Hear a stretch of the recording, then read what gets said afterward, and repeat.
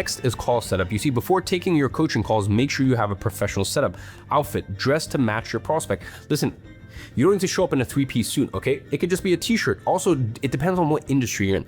Now, maybe if you're working with gamers, for example, and you're coaching gamers, maybe a hoodie's fine. Every industry is different. In my industry, I can't look like a slob, but I also, if I show up in a three-piece suit, it's a bit like, okay, bro, like chill. It also has to do with, what age your coaching clients are. My coaching clients are usually from the age of 25 to 40, like kind of in that territory. Next is your audio. By the way, you don't need a super professional or expensive mic, but you must make sure that your audio is good. One of my favorite things to do, especially if I'm traveling and I have coaching calls, I just use earpods. Earpods are like $30. They have amazing audio quality and yeah, they just do the job always. Next is your background. Keep your background simple, i.e. a white background, or for example, even me in my home office, I just painted this black. It's just a black background. It's simple, does the job.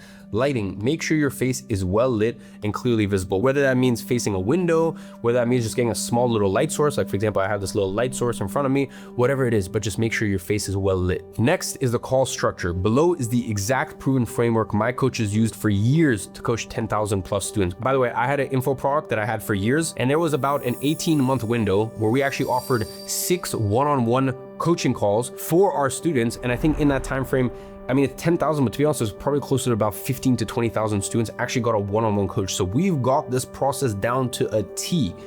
Trust me, we know how to deliver coaching better than anyone else on earth. First things first is intro. Next, you want to set the agenda for the call. Next is the transition. Then you will obviously want to coach the client, and then you want to set actionables and wrap up the call. So let me actually go ahead and break down each one of these in a little bit more detail. The intro is all about building rapport. This should be very natural and conversational. Get to know your client and make them feel comfortable. For example, John, on a scale of 1 to 10, how are you feeling about your progress thus far?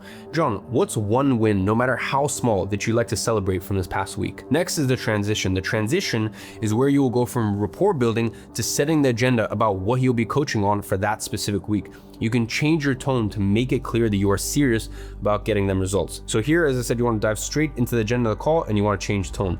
Glad to hear you're doing well on a personal level. Is it cool if we jump straight into week X? So let's say, for example, week number 3 of your coaching. Then you want to set the agenda, and this is really all about explaining how the call will pan out, which will put you in a position of authority, allowing your client to know what's to come. So set the agenda and build authority because of it. Today's call is all about X. We will go over week Y action plans so that way you can do Z. Next is obviously coaching the client, and obviously this is the most important part of the call, and this is where you should spend most of your time, by the way.